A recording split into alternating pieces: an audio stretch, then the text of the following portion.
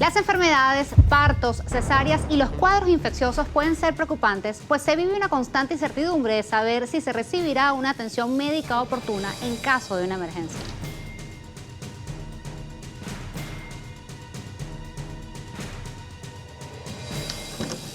No todas las personas que entran a un quirófano o a la sala de emergencias de un hospital salen contando su historia.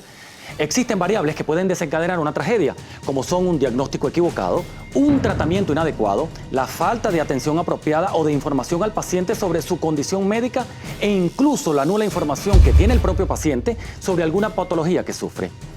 Pero antes de comenzar el programa de esta noche, queremos invitarlos a escanear el código QR que aparece en pantalla para que puedan disfrutar de todo el contenido exclusivo que nuestro canal Televen ha preparado para ustedes.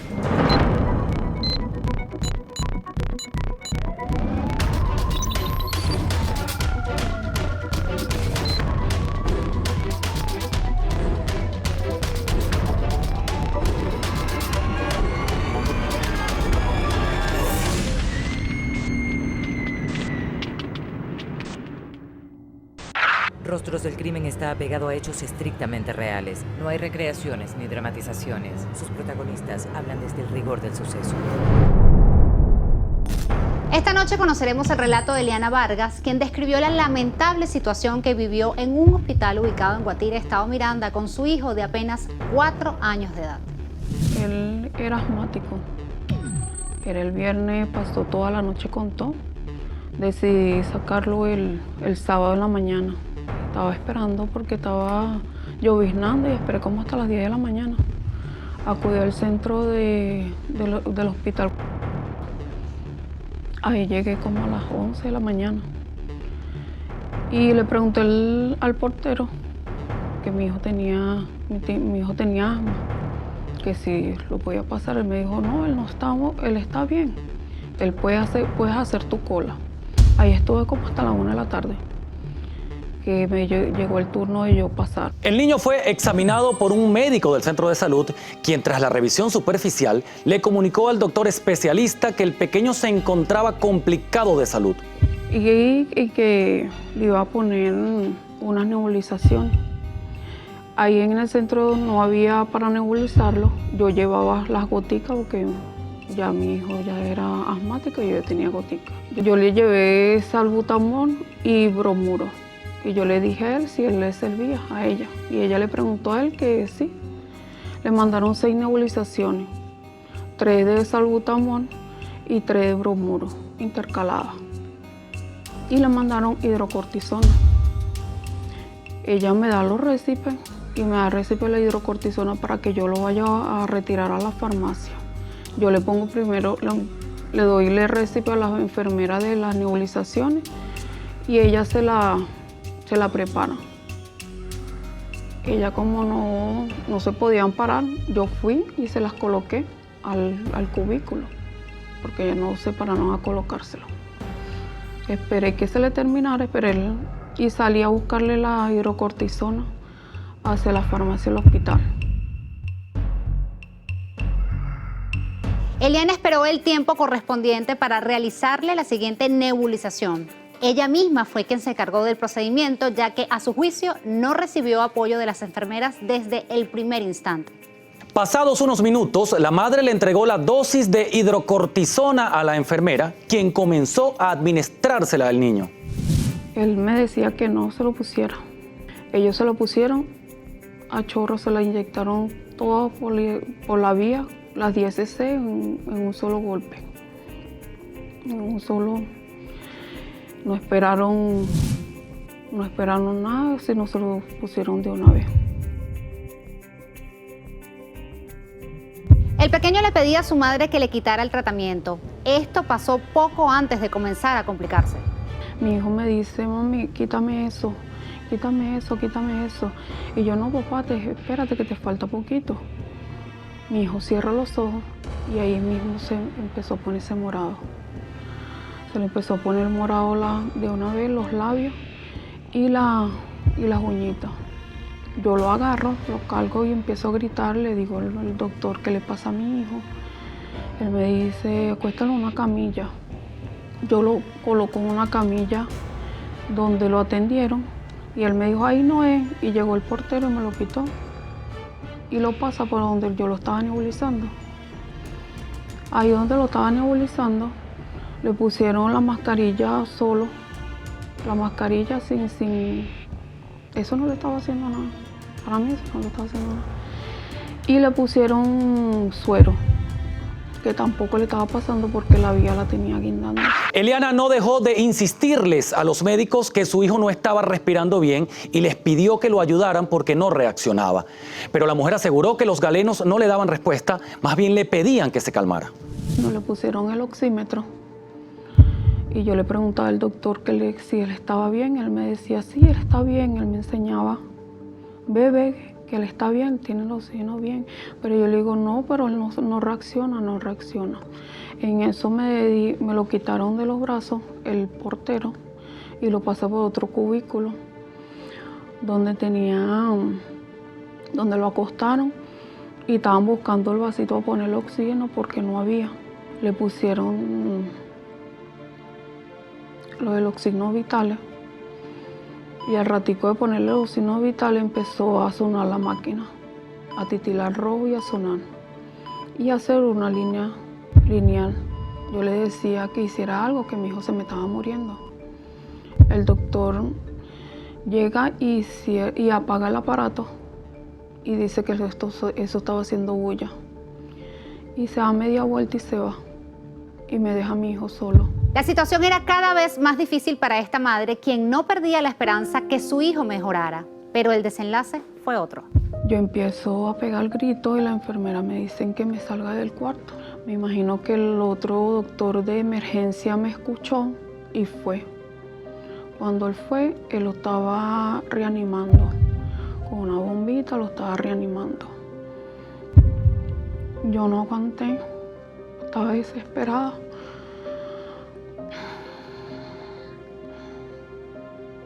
Por lo que estaba pasando conmigo. Me salí del hospital y ahí duré rato hasta que mi pareja salió y me dio la noticia de que mi hijo había fallecido. La muerte de un hijo es un dolor irreparable para la vida de cualquier madre. Eliana solo pide justicia para su caso, pues ella dice estar segura que el médico no se sensibilizó con el cuadro clínico de su hijo. Lo que hizo el médico, yo no estoy conforme en lo que hizo él, porque si él se hizo llamar a un médico, él no dio las funciones que tenía que hacer. Entonces fuimos a hablar con el director, nos reunimos, yo le dije que yo iba a denunciar. Él me dijo que sí, que si yo no estaba satisfecha de todo lo que había vivido ahí, que denunciara porque yo tenía mis derechos. Él me dijo que íbamos a hablar con el médico, porque el médico no me quería dar a la cara. No me quería decir de que murió mi hijo, por cómo murió mi hijo, nada. Yo voy a denunciar y ellos llamaron. Al rato llegaron los del 6CPC, tomaron la foto y recogieron todo. Cuando le hicieron la autopsia, la patóloga me llamó con el fiscal y me dijo que si el niño se había golpeado la cabeza porque le encontró una hematoma demasiado grande en la cabeza, tenía demasiado coágulo de sangre. Yo le dije que no. Ella me preguntó que si él había vomitado o tenía fiebre o cualquier cosa. Yo le dije que no. Ella me dijo que si el niño hablaba claro. Yo le dije sí, pero él manifestaba sus dolores y yo sí. Él era un niño demasiado inteligente y él me decía todo lo que si él le dolía la cabeza, él me lo decía. Él en ningún momento tuvo un desmayo, ni siquiera tuvo vómito, no se mareó, en ningún momento eso. Esta madre desconsolada hace un llamado a las autoridades. Les pide que se aboquen a casos como estos, a esclarecer esta situación para lograr evitar que hechos como el narrado esta noche se repitan. Yo lo que pido es justicia para mi hijo, porque siento que lo dejaron morir. Siento que no han hecho lo suficiente en este caso. Lo han hecho caso omiso y no le han prestado ninguna atención como tal. Era un niño de 4 años, no era ningún delincuente, no era ningún animal. Yo creo que lo pueden dejar morir así como dejaron morir a mi hijo. Y eso me siento, no sé, me siento con rabia, con una indignación de no poder hacer nada. Él era mi vida y me lo quitaron.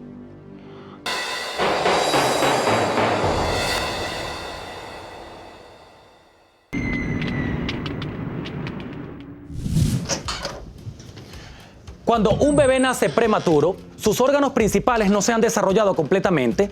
Esto sin duda puede generar riesgos de salud muy serios en los recién nacidos. Esta noche conoceremos el testimonio de John Keiber Sucre, que junto a su esposa ha tenido que vivir una de las situaciones más duras de sus vidas. Su bebé, con tan solo días de nacida, murió en la sala de cuidados intensivos en una maternidad ubicada en Caracas. Hace un mes exacto, con 4 días, muere mi hija por mala praxis médica. Mi hija nació 7 mesina con un 15% que le faltaba desarrollo pulmonar y mi hija estaba bien. Ella la pusieron en neonato, que es la unidad de terapia intensiva para los bebés, y relativamente ella estaba bien, todos los exámenes le salían bien, los médicos salían y nos daban información erróneas. Noté, cuando me dieron acceso hacia la unidad de terapia intensiva de la niña, que los médicos no utilizaban guantes quirúrgicos, no tenían el tapaboca, manipulaban teléfono y así manipulaban los bebés. El padre explicó que su hija era una bebé muy activa a pesar de su condición prematura. El hombre relató que una doctora le retiró el oxígeno a su hija durante su guardia. La recién nacida se descompensó y el diagnóstico médico afirmaba que era a causa de una bacteria. ¿Qué pasa? Que en 3 semanas la niña se descompensa porque me le quitaron los oxígenos y ella tenía falta de desarrollo pulmonar y los exámenes de rutina le salieron excelentes. En un momento le mandaron a hacer un examen, un hemocultivo, porque ellos afirmaban que la niña tenía una bacteria, que dichos exámenes todos salieron negativos. ¿Qué sucede? Que en la guardia de esa doctora en específico mi hija se descompensa. Era una niña muy alegre, muy activa cuando la estábamos viendo en la incubadora, y ese día estaba descompensada. Noté moraditos en las manos, noté también que no se movía. Yuderlin Acosta, madre de la recién nacida, explicó que su embarazo desde el principio fue diagnosticado de alto riesgo. En la semana 28 de gestación, la mujer comenzó con la labor de parto y fue trasladada hasta la maternidad, donde se complicó con una preeclampsia. Mi embarazo siempre fue de alto riesgo. Yo tuve amenaza de aborto. Cumplí mi tratamiento hasta que me dieron los dolores, porque de verdad que ya me agarró preeclampsia. La tensión se me subía, se me bajaba, se me subía, se me bajaba por la preeclampsia. Cuando yo llego, ella le dice a los médicos que ella no se hace cargo de mí ni de mi bebé, porque las dos estábamos en riesgo. La ginecobstetra doctora Teresa Piñero explicó que con frecuencia hay más mujeres que se convierten en madres de bebés prematuros debido a múltiples factores. El trabajo de parto prematuro es multifactorial. Hay muchas cosas que pueden ayudar a que eso se produzca. Fundamentalmente está la hipertensión inducida por el embarazo, que a veces hay que decidir una cesárea para el bienestar tanto materno como fetal. Los embarazos múltiples, los procesos infecciosos, entre ellos están las infecciones urinarias en el embarazo, las hemorragias del embarazo, entre esas está la placenta previa, el desprendimiento prematuro de placenta, Y bueno, como causas fundamentales están esas: la evolución del embarazo, los cuidados prenatales y la determinación durante el control prenatal de los factores de riesgo hacen que se tomen medidas desde el punto de vista medicamentoso para colaborar, ayudar a madurar el pulmón del bebé. ¿Por qué muere un bebé con parto prematuro? Porque no se produce una sustancia a nivel del pulmón del bebé por la misma inmadurez que se llama el surfactante. Entonces, al nacer el bebé, colapsa el pulmón. Entonces, son bebés que tienen mayor incidencia de lo que se denomina membrana hialina. Y esa es una de las principales causas del fallecimiento de los bebés en prematuro. Cada vez hay más datos que demuestran que las mujeres de todo el mundo sufren maltratos inaceptables durante el parto, según la Organización Mundial de la Salud. Estos malos tratos pueden deteriorar la confianza en las pacientes, generando graves consecuencias para la salud y el bienestar tanto de las madres como la de los recién nacidos. Yo le digo al doctor que ya tenía ganas de parir, que ya yo no aguantaba, y cuando de verdad me toqué, sentía a la bebé. Sentí la cabeza. Natural? Sí, parto natural. El doctor sale corriendo y me pone un pato y me dice: para que no llenes la cama de sangre. Pare. Y yo le digo que no. Él se molesta y se va.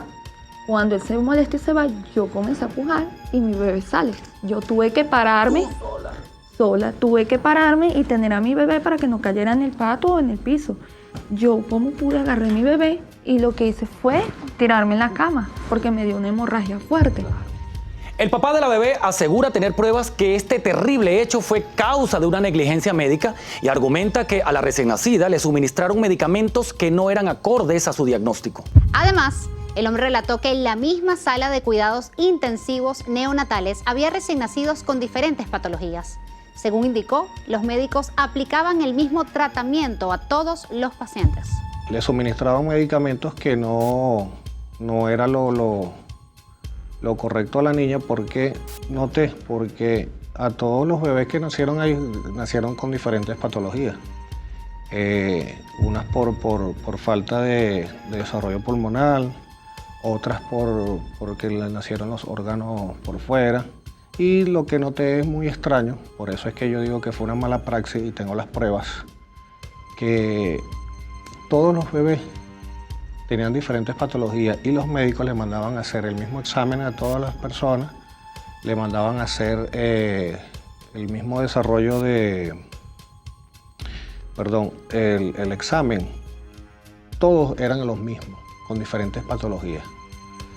El tratamiento, también le mandaban el mismo tratamiento a todos los bebés y tenían diferentes patologías. Sin duda alguna, esta familia está destrozada por la muerte de su bebé. Fueron horas de agonía en donde escucharon distintos diagnósticos, como por ejemplo, cuando los médicos les explicaron que su hija estaba descompensada y luego de varios estudios les dijeron que la niña tenía un derrame pulmonar. El día que fallece mi niña, ellos no nos llamaron. Nosotros fuimos al día de visita como tal, y es cuando la mamá entra a la unidad de terapia intensiva es que le dan el informe que la niña está muy descompensada. Nos dan acceso a los dos en todo el lapso del día y le hicieron unas ciertas placas para saber qué es lo que estaba sucediendo y me comentan que le dio un derrame pulmonar. No me dan respuesta por qué. Le suministraron un medicamento que le midieron el azúcar a la bebé y se le subió a 400. Le suministran fenobarbital para las convulsiones, le hicieron varias placas en los pulmones y tenía sangre en los pulmones. No me dan respuesta, no me dieron el motivo, el por qué se le activó esa hemorragia en los pulmones y ellos se avalan de que hay una bacteria que tenía la niña. Ellos le mandan a hacer ese examen. Y todos los exámenes, cuando yo entregaba en físico, yo le tomaba foto y tengo pruebas de que la niña no tenía ningún tipo de bacteria. Y en la acta de difusión me le colocaron que murió séptica con una bacteria. Y tengo las pruebas de que no. Cuando estos padres recibieron el dictamen final que les refería a la muerte de su hija, de inmediato exigieron todos los detalles al equipo médico sobre lo ocurrido. Sin conseguir ningún tipo de respuestas, esta pareja concluyó que la bacteria que contrajo su hija la obtuvo en la sala de cuidados intensivos pues argumentan que los médicos manipulaban a los niños sin utilizar protección adecuada. Ellos dicen que es por la mamá y le mandaron a hacer exámenes y todos salieron negativos. Y así como pasó con mi niña, pasó con todos los bebés. Le mandaron a hacer la misma prueba, el mismo examen y todos salían negativos. Para mí la bacteria la agarraron ellos mismos allí con los médicos. ¿Por qué? Porque manipulaban celulares y manipulaban a los bebés después. No usaban el higiene correspondiente con tapabocas, nada en la unidad de terapia intensiva. Estos padres desesperados están dispuestos a llegar hasta las últimas consecuencias para que se haga justicia. El progenitor siempre ha creído que el personal médico no estaba completamente capacitado, pues presume que muchos de ellos aún no estaban graduados. Hasta donde pueda llegar. ¿Por qué? Porque yo sé que como yo se lo digo a mis familiares, no me van a regresar a mi hija, pero quiero evitar que siga sucediendo eso. ¿Entiendes? La mala praxis de ellos. La mayoría de los médicos no eran médicos graduados, eran puros estudiantes. Ellos mismos no lo decían. Ellos eran R1, presidente. Y en la oportunidad de la médico que le estoy comentando, que es donde mi hija se descompensa, ella estaba haciendo su tesis de grado en una lacto y no le respondió a ningún familiar. No hay medida de seguridad. No sé qué está pasando con los médicos que están actuando inconscientes, inexpertos, son estudiantes.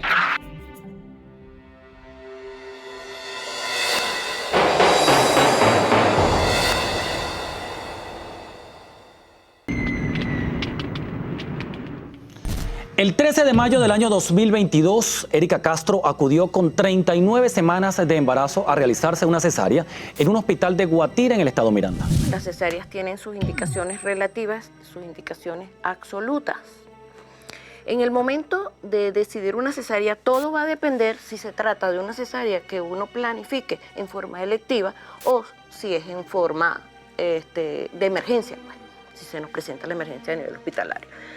Si es electiva, lo importante es que durante su control, la evolución de ese paciente y que al momento que se vaya a realizar la interrupción del mismo, sea un paciente, si es de alto riesgo, tener las evaluaciones multidisciplinarias que minimicen los riesgos maternos al momento de practicarlo. Ese día dejaron hospitalizada a la mujer porque en el centro médico no contaban con los insumos requeridos y sus familiares quedaron en llevarlos al día siguiente.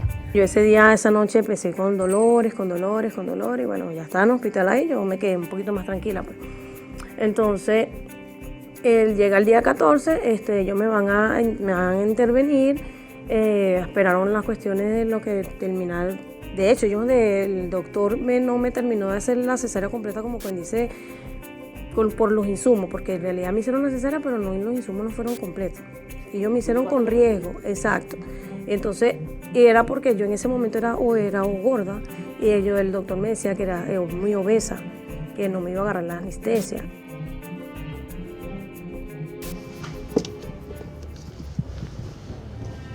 Pese a que Erika les decía a los doctores que no había hecho efecto la anestesia, estos, haciendo caso omiso, le realizaron la incisión. Así como un poco de vidrio y me lo ponen aparte del ombligo. Y yo le digo, mira, estoy sintiendo todas esas cuestiones, como fuese un poco de vidrios partidos. Y él me dice, ¿cómo vas a sentir si te puse anestesia? Y le digo, estoy sintiendo. Entonces ellos me agarraron la barriga y me la amarraron con un tubo donde lo ponen al tratamiento. Ellos me amarraron la barriga ahí porque era que muy obesa. Entonces, de hecho, ellos me siguen pasando el bisturí y yo le digo, estoy sintiendo. Entonces, insistí que me estaba doliendo. Entonces, ellos me paran otra vez, me vuelven a meter otra vez, me ponen otra vez más anestesia. Y ahí empezaron ellos a hacer, no sentían, ok, fino, empezaron a hacer las gestiones de la cesárea. La paciente sentía que no podía respirar y se lo comunicó en reiteradas ocasiones a los médicos que le realizaban la cesárea. Yo le digo, no, mire, no puedo respirar. Entonces, de hecho, me quedé medio dormida, entonces ellos me despertaban y yo le decía, ¿cómo es tu nombre? Y le decía, Erika Castro, pero no puedo respirar. Entonces, tanto así que no puedo respirar. Yo me decía, mira, tu hija viene con sin manito, tiene una manito, sin una manito. Yo le digo, ¿sabías eso? Y le digo, no. Entonces ellos me la sacan. Cuando ellos me la sacan, la doctora que estaba con él al lado dice, la corté. Cuando dice la corté, yo me asusto, con eso el dolor que yo tenía, me asusto y veo a mi hija cuando ellos me la sacan, porque me la muestra. Pero veo que mi hija no tiene nada, no tiene sangre. Bueno, entonces estoy ahí, la cuestión es que me cortó, fue a mí, mis órganos adentro. Uno tiene sus parámetros de cuál es la indicación verdaderamente absolutas o relativas de una cesárea. Eso está establecido ya, eso ya lo aprende uno desde que uno está en la carrera de medicina, que hay causas absolutas y causas relativas. Cuando va a haber una causa absoluta, son pacientes que deberían ser evaluadas por personal capacitado, ¿ok? Para llevar todo al momento de decidir una intervención. Minimizar riesgos de complicaciones, de aumentos de la morbimortalidad materna y fetal al momento del parto.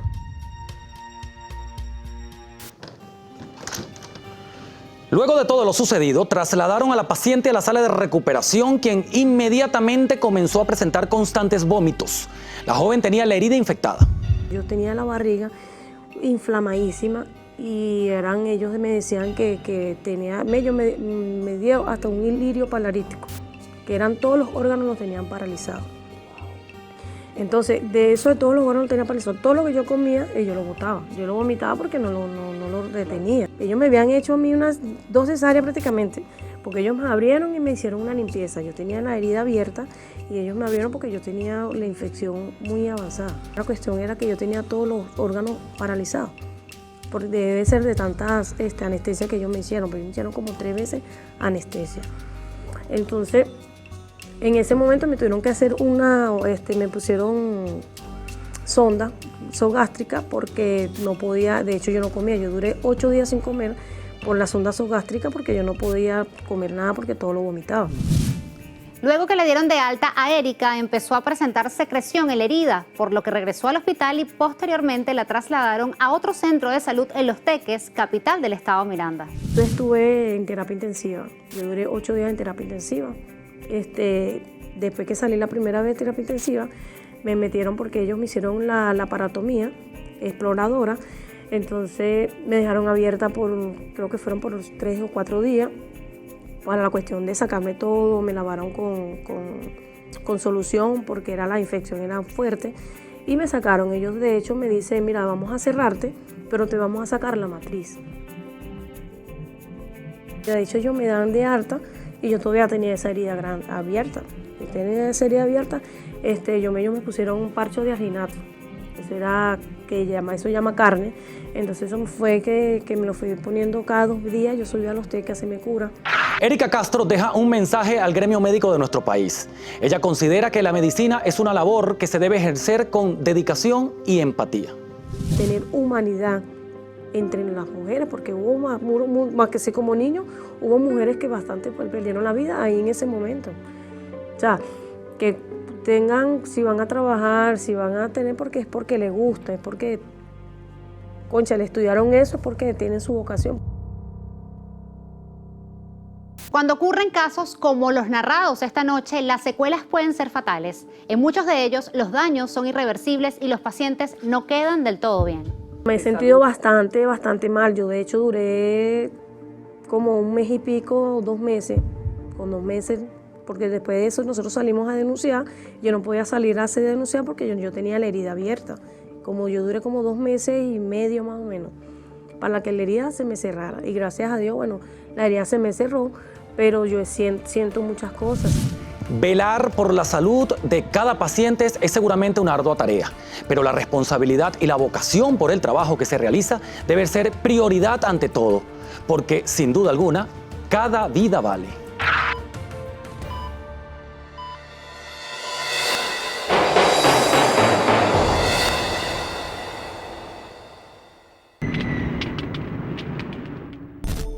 Existen varias causas para que una mujer presente un sangrado abundante lejos de la fecha del ciclo menstrual.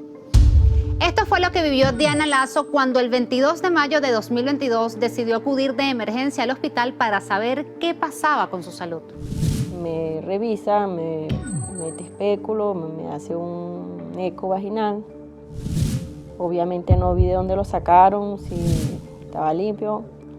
El médico dice, no, estás embarazada, pero todavía el bebé está vivo y eso.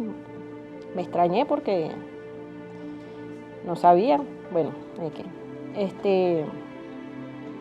me pusieron una inyección para el sangrado, me mandaron para la casa.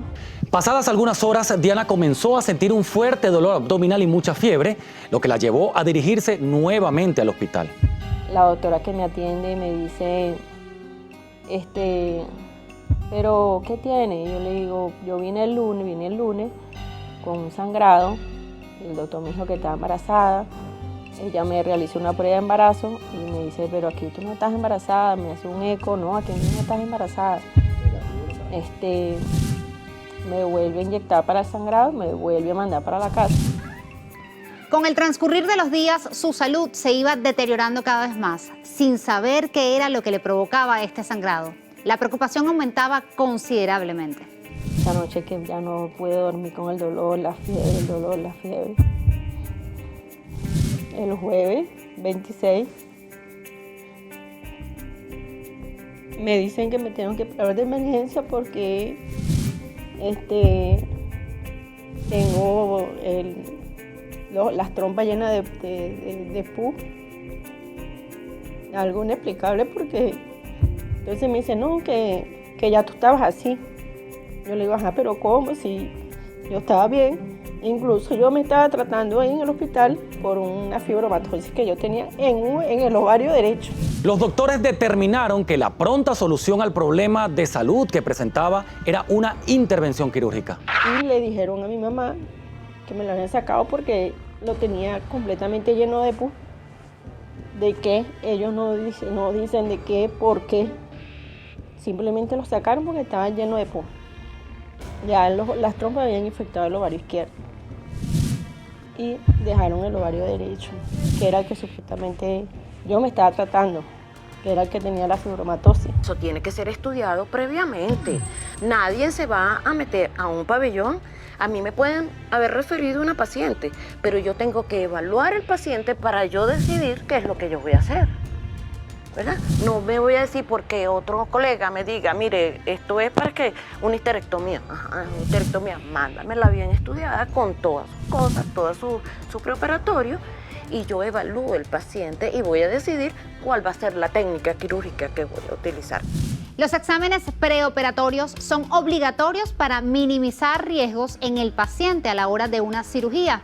Pero también es cierto que al momento de la intervención pueden surgir complicaciones que llevan a que los médicos tomen decisiones en pro de la vida del paciente. Uno prepara al paciente para el acto quirúrgico, pero uno lo prepara y uno no sabe con lo que uno se va a conseguir en el momento de la intervención, ¿verdad? Uno va predispuesto dependiendo de la edad de la paciente y dependiendo de las causas, motivos y razones que condicionen esa histerectomía que me está diciendo que es una fibromatosis, a extraer solo el útero. Hay veces tenemos hallazgos intraoperatorios, síndromes adherenciales, abscesos tubováricos, que condicionan que ese órgano nada va a quedar ahí, no va a hacer nada. O sea, es preferible sacarlo en ese momento y no esperar que la paciente más adelante te haga una complicación. Ella no entendía cómo, si tenía una afectación en el ovario derecho, le quitaron el izquierdo. Tampoco se explicaba cuál había sido la causa de la infección que la llevó a un quirófano. Nunca me dieron una explicación, nunca me dijeron por qué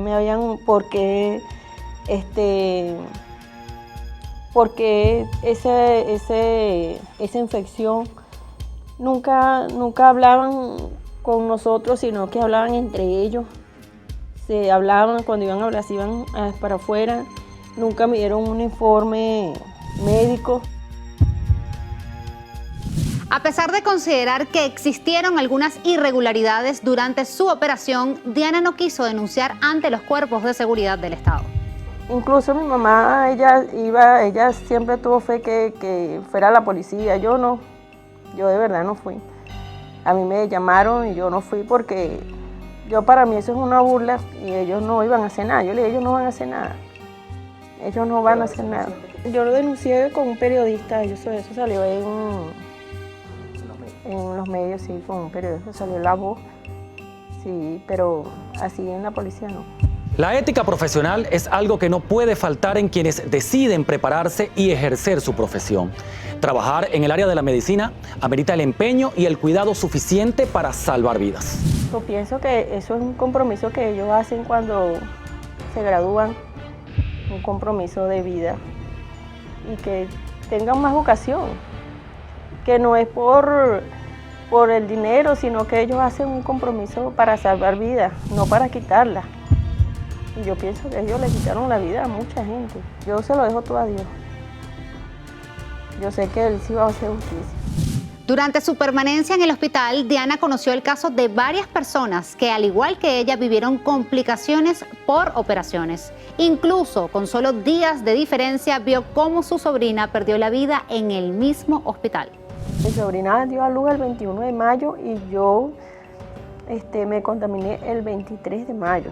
En ese mismo, claro, nosotros estábamos juntas hospitalizadas. Yo desde que salí del hospital, yo no volví más a mi casa. Yo me quedé con mi mamá.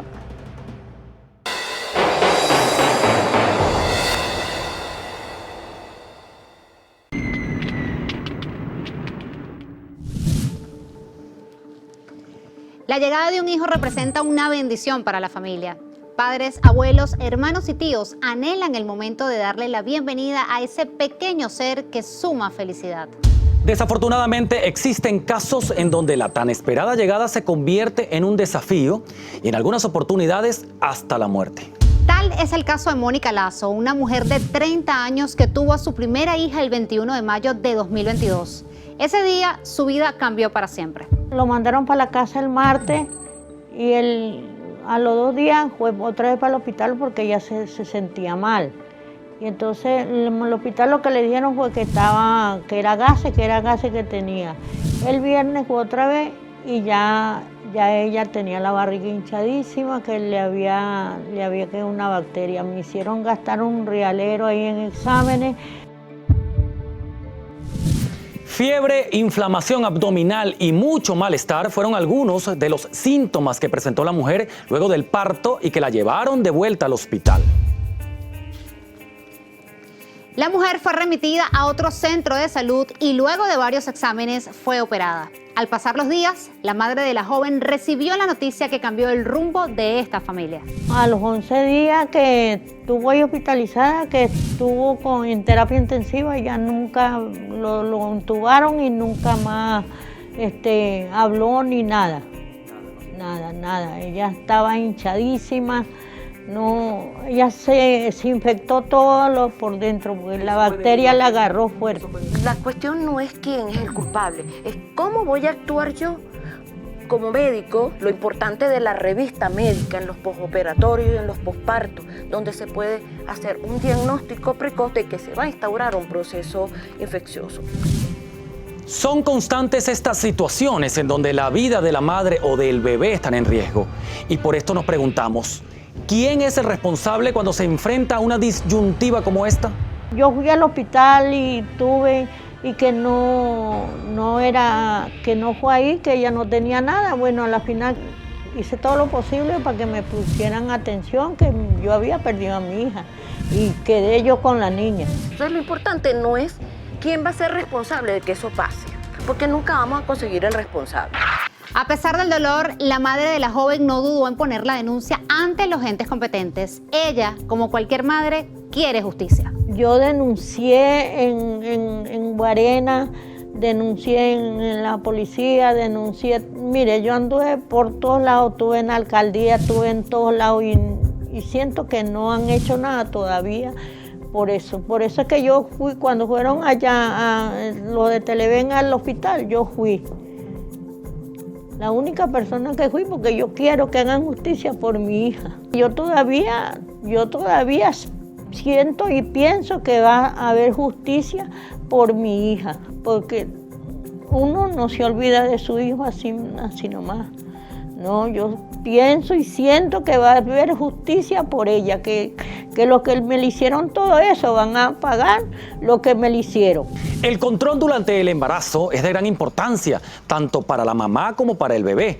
Pero además de los chequeos de rigor, no podemos descartar alguna irregularidad al momento del parto. Nosotros estábamos pendientes de ella, que ella todos los meses iba a su médico, cada 15 días, ya en las últimas semanas, ya en los últimos meses ya iba cada 15 días, cada semana, toda la semana, porque ella deseaba tener esa bebé, porque era su primer bebé. Entonces ella iba, toda la semana iba, los médicos, ella hacía todo lo que los médicos le decían, que se haga examen, que tome esto, que todo. Ella no tenía nada. Que por lo general llegan en periodo expulsivo, porque como no quieren, no, yo me voy a ir a lo último porque si no me van a rechazar. Entonces es una paciente que tiene un proceso infeccioso activo, esa paciente va a contaminarme el pabellón o el sala de parto. Y sala de parto no se limpia exhaustivamente después de cada parto. A veces no da tiempo ir. Mire, yo he trabajado en hospital, yo trabajé en el hospital de Guatire, cuando era un interno y era residente, y el volumen de pacientes era que uno atendía pacientes en sala de parto y atendía pacientes en admisión, y a veces llegaba el taxi con la paciente y tenías que atender el parto en el carro. La señora Marta, junto a la tía de la joven, asumieron la crianza de la niña. Aunque resulta difícil, sabe que su hija desde el cielo la ayuda para que lleve a la pequeña por el camino del bien y la haga una gran mujer. Para mí ha sido una bendición de Dios que tengo a la niña y ella es la que me está dando fortaleza de vivir. Pero para mí ha sido muy duro porque ya yo no tengo edad ni fuerza para criar una niña recién nacida. Siempre nos hacemos la imaginación de cómo ella, porque era su primera hija. Ella siempre, nosotros no, cómo habrá sido Mónica con su hija. Y esa niña nació.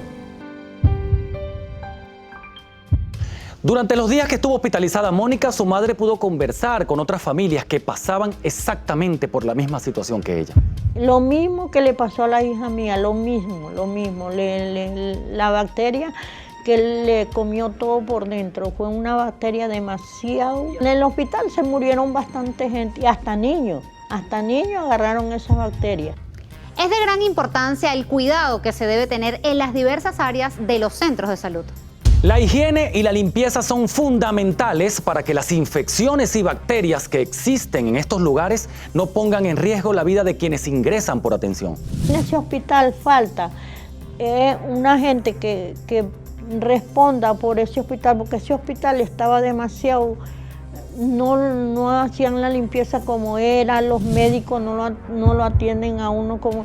Ahora fíjese, en este momento, está una amiga de nosotros que se quebró la pierna y le están cobrando hasta la aguja que va a coser, le están pidiendo, que ella tiene que operarse la pierna. ¿A dónde va a salir? ¿A dónde va a tener esa señora? Dice que son como $3,000. Aceptar la pérdida de un ser amado no resulta fácil. Es un proceso que se debe vivir en diferentes etapas con apoyo familiar y hasta psicológico. Solo de esta manera se aprende a sobrellevar la situación. Hoy su familia la recuerda con amor y le dedica unas palabras. Ella y yo éramos muy amigas. Ella siempre me contaba sus cosas, siempre... Ella no me decía tía, ella me decía era Diana, porque yo la crié prácticamente a ella también. Mi hermana la dejó en la casa cuando ella tenía 2 años. Que me ayude a tener fuerza y valor para criar a mi bebé, porque esa es mía. Esa nadie me lo puede quitar porque ese es mi bebé. Yo por eso tengo fuerza y por eso es que estoy viniendo, para que luche yo con ella y ella me dé fortaleza para criar a mi niña. A diario, familias viven situaciones como las contadas esta noche y esto se traduce en vidas que se pierden y hogares que quedan sin el amor de madre. Es importante trabajar en educar a la ciudadanía en temas de salud y prevención para generar calidad de vida en quienes acuden a los centros de salud.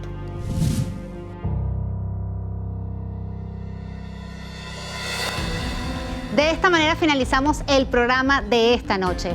Como siempre, todo nuestro equipo les agradece su fiel sintonía y les recordamos nuestros puntos de contacto. Nuestro correo electrónico rostrosdelcrimen@gmail.com, nuestra cuenta de Instagram @rostrosdlc, mis puntos de contacto Angélica Reporter en Instagram y Angélica Report en Twitter.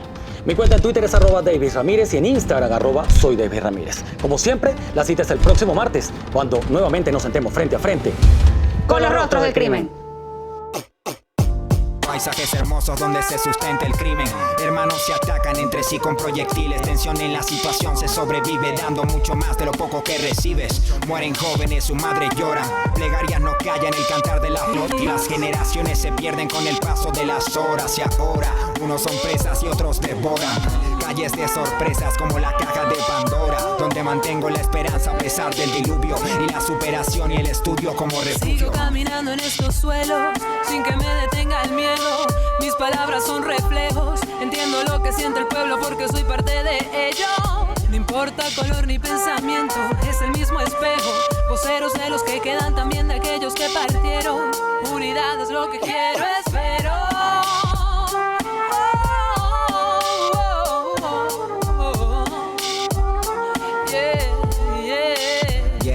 Yeah.